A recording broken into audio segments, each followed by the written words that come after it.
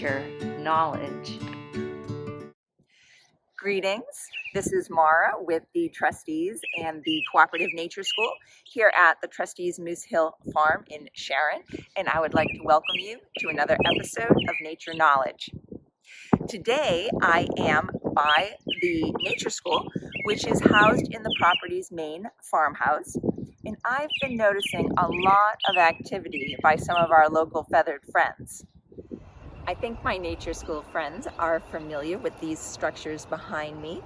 Behind me are a couple of nest boxes. They are built by humans for birds that like to build their nests inside.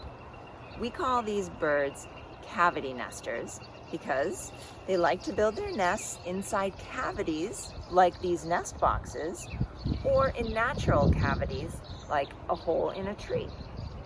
Now, the nest boxes behind me were built for a very specific bird, the eastern bluebird. Why?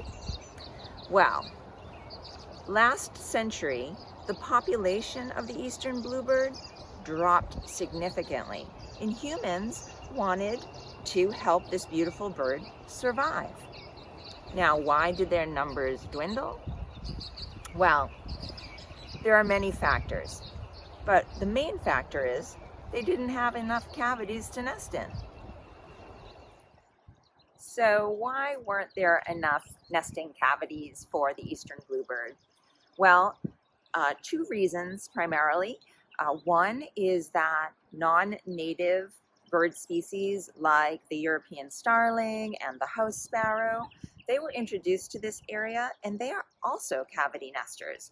So they were using up a lot of the prime nesting cavity real estate in this area. And bluebirds can't make their own cavities. They have to rely on rotting trees or woodpeckers to make the cavities for them to use. So that was a problem. Another problem is that the eastern bluebird really enjoys open areas with some woodlands nearby. And when humans were doing a lot of farming, they really thrived because pasture land was a nice habitat for them. But now those places are hard to come by, making areas for them to nest in harder to come by. But human-built nest boxes, like the ones we have here at Moose Hill Farm, have done a lot for the eastern bluebird. Now their numbers are increasing, which is fabulous.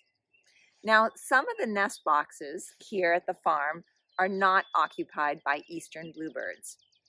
There are other local cavity nesters like house wren or tree swallows that will use these nest boxes. Of course, not all birds build their nests in cavities. Some birds may choose to build their nest on a tree branch or in a shrub or on a cliff or on the ground or just about anywhere really, including our school. That's right. Some of our local feathered friends have decided to build their nests on our school. A while back, I noticed some birds flying out from underneath an overhang on the school. So I went to investigate. And I discovered a lovely moss-covered nest under the eaves that I think belongs to some eastern phoebes. Across from that nest was another nest I think belongs to some house finches, and they built their nest on an old nest that I think belonged to either eastern phoebes or perhaps barn swallows. Now, when I made the discovery, I took a couple of photos because I wanted to share them with you, but now I am staying away because birds build nests for a reason. Do you remember why? They build nests to lay eggs, to keep those eggs warm, and to raise their young safely. So if I get too close to the nest, I may make the parent birds afraid, forcing them to abandon the nest and dooming the eggs or baby birds, and I do not want that to happen. So if you come to the farm to look at the birds and the nests, please stay a safe distance away and make sure to bring your binoculars. There is another nest-related topic I wanted to mention: courtship. When birds want to find mates, they may use courtship displays or techniques to communicate with each other. And there are all different types of courtship displays or techniques that birds will use. Some may sing, which is why we hear so much bird song this time of year. Some may preen, which means to fix and clean the feathers. Some may show off their feathers and physique. Some may offer food or show their awesome construction skills in building a nest. And some may even dance, and some use a combination of these techniques. The male bluebird will try to attract a mate to a nesting cavity by perching nearby and maybe fluffing his beautiful blue feathers, which are quite impressive. And he may bring some building materials for a nest in and out of the cavity, which the female may like, although she's the one that does the building of the nest. And those house finches I mentioned who are nesting on our school, the male, he does quite the courtship display. He does something called the butterfly flight. So what he will do is he will soar high into the air and glide down gently, just like a butterfly, singing his heart out the whole time. Now, I think that's pretty impressive, but maybe not as impressive as another avian star here on the farm, the American woodcock. Okay, friends, right now I'm by one of the farm's pastures. And if you had come to this pasture maybe about a month ago at sunset or maybe even sunrise, you may have heard some funny noises coming from the pastures. It turns out the American woodcock, which some people call timberdoodles, they really love the farm's pastures, and they use the pastures to do their sky dance. That sounds fabulous, right?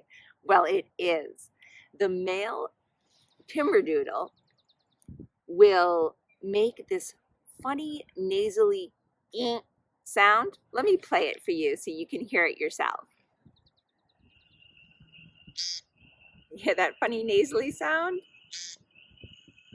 The male timberdoodle will make that sound and then periodically launch himself way high into the air. He'll go up in these large circles until he gets maybe 200 feet or more. And then he'll come back down in a zigzag fashion and land almost exactly where he started. That is quite a feat. As for the nest, well, the timberdoodles, the female, will just build a nest on the ground, a simple little depression covered with leaves, and that suits her purposes.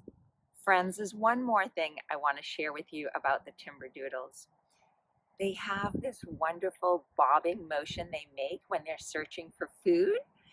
Scientists think it may help them to locate worms, which they love to eat, but it just brings me a terrific amount of joy. It goes something like this.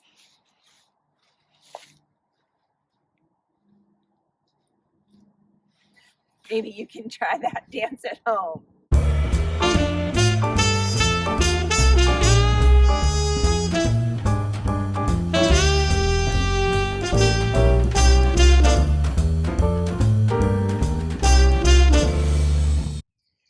Okay, friends, the birds we learned about today, the eastern bluebird, the house finch, the American woodcock, they are very busy this time of year, finding mates, building nests, raising their young, and they are just part of the many, many wonderful things that make Moose Hill Farm a special place. And I encourage you to come and see for yourself. That's it for this episode of Nature Knowledge. Now that you have the knowledge, I encourage you to go and explore and let me know what you discover.